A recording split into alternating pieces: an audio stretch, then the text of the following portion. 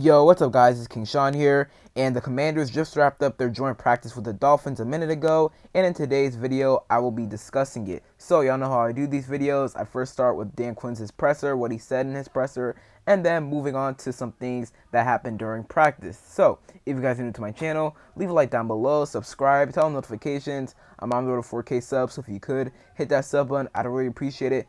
And without ado, let's get straight into the video. Alright, so we're only going to be talking about really one thing that Dan Quinn said in this pre-practice press conference, and that is the wide receiver 2 battle. And it's really interesting on what he said. He said that they are in the middle of the search for wide receiver 2. A lot of players in the mix. He mentioned the good camp Olamide Zaccheaus has had, and Olamide Zaccheaus has had a really good camp so far. But if Olamide Zaccheaus is your wide receiver 2 by week 1, then we have a wide receiver problem. I feel like we should go out and get Brandon Ayuk. I know it's hard because you have to satisfy both Ayuk and the Browns. Not the Browns, sorry, the Niners. And, satisfying Ayuk wouldn't be hard because he wants to come and play here, and we have the money to pay him. But, the Niners may be asking for too much because I know the Niners want a veteran wide receiver in return, and we have that on our roster in Terry McLaurin, but we don't want to trade Terry McLaurin. The whole point is to get Terry McLaurin, a guy on the opposite end of him as our wide receiver 2, and that would be Ayuk. If we got Ayuk, he and Terry will be kind of wide receiver 1A and 1B, but the point is to get Terry some help, and Ayuk will be helping Terry. So we're not going to trade Terry. Maybe Jahan, but I'm not sure if the 49ers would really be interested in Jahan because Jahan hasn't had the best camp. I know he had a really good rookie season, but this past season wasn't really great. He struggled in multiple different areas, and he's fighting for a starting spot right now. I still have a lot of faith in Jahan. I feel like he's gonna have a bounce back season. But man, this coaching staff, I feel like Dan Quinn is trying to light a fire under Jahan, saying that there's still a competition going on at wide receiver 2. So just trying to light a fire under Jahan, still pushing competition. There's competition everywhere. Well, I guess besides the kicker competition because we cut Ramis Ahmed, so now Riley Patterson's our only kicker on the roster. Riley Patterson actually had a good day today. We'll get to that later, but yeah, maybe Quinn's just trying to light a fire under Jahan Dotson. We shall see, but I still do have a lot of faith in Jahan. I know a lot of fans are kind of going in on Jahan, saying, "Oh, he didn't have a good season last year. Another bad Ron Rivera pick." And I will admit that Jahan Dotson, he was a reach. Okay, he definitely was a reach. I would prefer to go maybe Chris Olave at 11 or Kyle Hamilton or someone else, maybe George Pickens, a cornerback, Trent McDuffie. So Jahan Dotson, he was a reach, but I did like his potential. He coming out, he had the best hands in the draft. Well, that's what everybody was saying. Best hands out of any wide receiver in the draft. He struggled with drops last year. He had like 4 drops last year, so hopefully he can get that cleaned up this year. But like I said, Jahan, he still has a lot of potential. Still have a lot of faith in Jahan. He just needs to, go out in preseason and throughout the remainder of training camp and show why he deserves to have one of the starting wide receiver spots. So we'll see who gets that wide receiver 2 spot. De'Ami Brown, he's had a good camp. Maybe Luke McCaffrey steps up. Olamide Zaccheaus. I feel like Olamide will probably be our starting slot wide receiver, so we'll see. But Jahan Dotson, I'm really rooting for him. And I feel like fans, they don't want Jahan to be bad. We do not want Jahan to be bad, but he just needs to have a big camp, a big preseason. He needs to earn his spot as our wide receiver 2.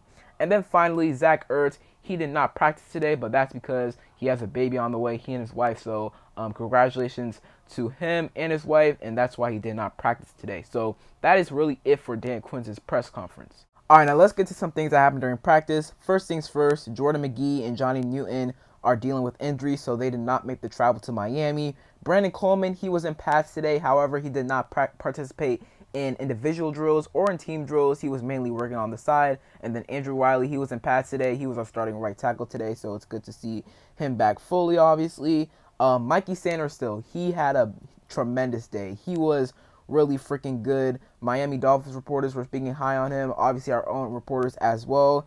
Let me see here. He had a really good pass breakup against Tyreek Hill, and we brought good pressure up the middle. So it's really good seeing, Mikey Sanders still having a good rep against a guy like Tyreek Hill, the fastest wide receiver in the NFL. So when you're able to cover the fastest wide receiver in the NFL, hey man, your respect is going to go up. He also had a really good TFL. The dog ran in reverse, and he stayed with it and got home for the TFL. So hey man, Mikey Sanders still, I love that pick. I love when we drafted him. and I feel like he's going to be really good day one. I feel like a year or two from now, he's going to be one of, if not the best nickel slot cornerback in the entire league. Jayden Daniels had a day today. He was absolutely cooking the Dolphins secondary, especially early on in practice. He had 5 consecutive touchdown passes in the red zone today. 5, which is insane. I've never heard a rookie quarterback do anything like that before. I've never even heard a quarterback do anything like that before. I mean, that's just unbelievable. He had 2 to Terry McLaurin. Terry McLaurin had 1 of his touchdowns on Kendall Fuller. Kendall Fuller was wearing the Dolphins orange jersey today, or orange practice uniform today, which they pass around every practice, I guess. And Kendall Fuller, because going up against his old team today in joint practice, they wanted to give it to him today. Kendall Fuller also had a nice play in practice later, which I'll get to. But it's really good to see Jayden Daniels, balling out, especially against the Dolphins defense like this. I know Jalen Ramsey, he didn't practice today. He's dealing with a minor injury, but Kendall Fuller, obviously, he practiced, and it's good, seeing Jayden Daniels perform very well against this Dolphins defense, which isn't as good as the Jets defense, but it's still pretty solid. Riley Patterson, he had his best day of all of camp today. He made all 3 of his kicks, and all 3 of his kicks came from 50-plus yards, 51, 53, and 56 yards, which is super, super impressive. So, hey, man, Riley Patterson, we cover Mies Ahmed. There is no longer another guy looking over your shoulder. Well, there's no longer a guy you have to look over your shoulder. You are the only kicker on the roster. So go out there, do your job, kick well, and that's what he did today. So hopefully, he keeps doing that. He does that against the Dolphins on Saturday and does that for the remainder of camp. I still feel like we should bring another kicker or 2 in. But Riley Patterson, he did show some promise today. He did look really good. Nailed all 3 of his kicks.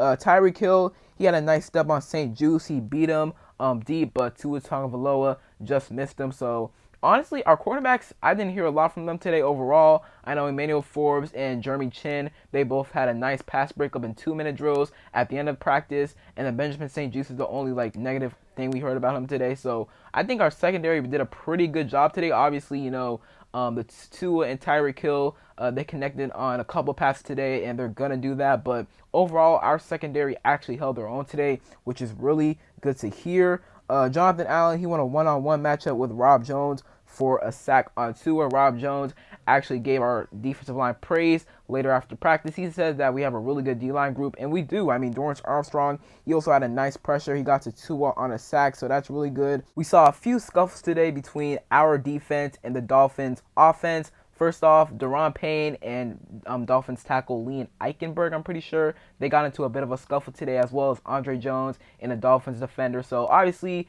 it's hot down there in Miami. It's very humid, so there's going to be it's going to get chippy here and there. But that's to be expected. But it's joint practices.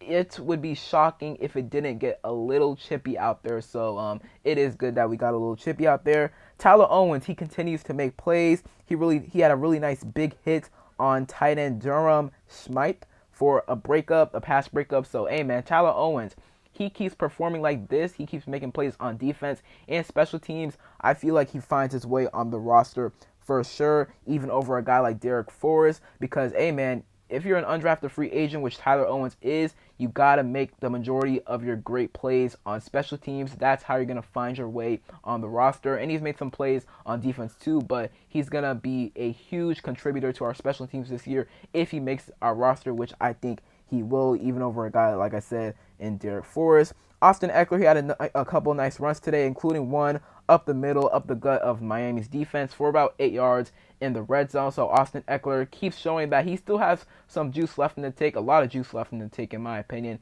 and shows that he can still run pretty fluidly as well. Let's see what else we have here. Terry McLaurin, he beat Marcus May for a touchdown on a goal line throw. The rookie is good. That was a pass from Jayden Daniels. So, hey, man, Terry McLaurin and Jayden Daniels, they getting that connection down pat. You really like to see it. Bo Bauer, linebacker, he got injured today. The car had to come out. He wanted to try and walk off without the car, but I guess he couldn't, so he had to come on the car. Everybody, came on and sent him some good prayers, so that's really good. So hopefully, he didn't suffer a major injury right there. I don't think he's going to make the roster, but it always sucks to see a guy get injured. Jayden Daniels threw 2 interceptions today, but luckily neither of them were on him. The first interception was a throw to Cole Turner over the middle. He was targeting Cole Turner over the middle, and it was actually a nice on-target throw. But unfortunately, Cole Turner, he was hit from behind by a Jets defender, and then Marcus May came up with the interception. So Cole Turner just couldn't hang on to the ball, and Marcus May caught the ball. It was an interception, not on Jayden Daniels. And then the second one was literally the last play of practice, and Jayden Daniels, he was targeting Terry McLaurin on an out route, and Kendall Fuller was covering Terry, and Terry McLaurin, he just slipped, and then Kendall Fuller, he came up with the ball for the interception. And the Dolphins sideline did get excited because, you know, he caught an interception on his former team. So there's that, and, you know, it's really nice to see Kendall Fuller doing good with the Dolphins. Wish them nothing but the best when he signed with the Dolphins. So it is good to see him doing good. So that was the last play of practice, but neither interceptions were actually on Jayden Daniels, which is good. Obviously, you know, he's going to have interceptions, but he does take care of the ball. I mean, last year at LSU, only threw, 4 interceptions, so he barely turns the ball over, which is really good to see. And then finally, Jahan Dotson, he had his media scrum after practice. He addressed the media for a bit. He said that he's not where he wants to be right now, and he's trying to find his confidence back. He's trying to get it back. And, Jahan Dotson, he's definitely not where he wants to be right now. It shows during practice. You know, he wasn't great last year, and he admitted he wasn't great last year, and he wants to get back to sort of his rookie season form and even better. So I'm rooting for Jahan Dotson. Dan Quinn, I think he's just trying to light a fire under Dotson. He wants him to be a really good player, but right now he's just not showing it during training camp and preseason. So hopefully, you know, he can improve through the remainder of training camp and through the remainder of preseason and be our wide receiver 2 opposite of Terry McLaurin. Maybe he doesn't, but we shall see what happens. So that is it for today's video. I hope you guys enjoyed. If you did, leave a like down below, subscribe, turn on notifications, comment down below your biggest takeaway from our joint practice with the Dolphins today. And other than that, it's been King Sean, and I'm out. Peace.